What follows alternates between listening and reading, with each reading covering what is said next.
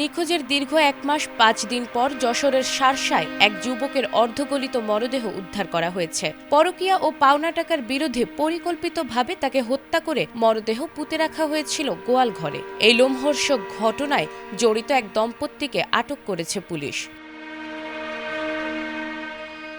1 মাস 5 দিন আগে হুট করেই নিখোঁজ হয়েছিলেন পুটখালী ইউনিয়নের দক্ষিণ বারোপোতা গ্রামের আব্দুল রশিদের ছেলে ইকরামুল কবির। স্বজনরা বারবার খোঁজ করেও সন্ধান পাননি তার।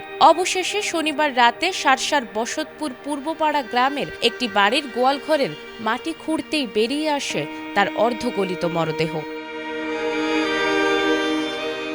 এই হত্যাকাণ্ডের অভিযোগে আটক করা হয়েছে মুন্নি আক্তার ও আল ফরহাদ নামে এক দম্পতিকে। পুলিশ জানায়, গোপন তথ্যের ভিত্তিতে অভিযান চালিয়ে ওই বাড়ির গোয়ালঘর থেকে মরদেহের সন্ধান মেলে। জনবহুল এলাকায় এমন নৃশংস কায়দায় মরদেহ গুম করার ঘটনায় এলাকায় ব্যাপক চাঞ্চল্যের সৃষ্টি হয়েছে।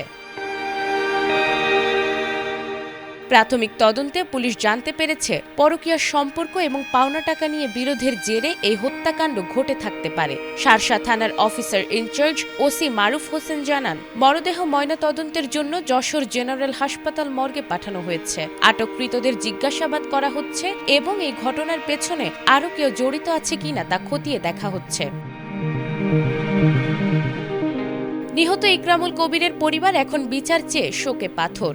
সাধারণ মানুষের প্রশ্ন, পরকীয়া আর অর্থের লোভ কি মানুষের বিবেককে এতটাই নিচে নামিয়ে দিতে পারে? তদন্ত শেষে অপরাধীদের সর্বোচ্চ শাস্তির দাবি এলাকাবাসীর। Desk report, ATN Bangla.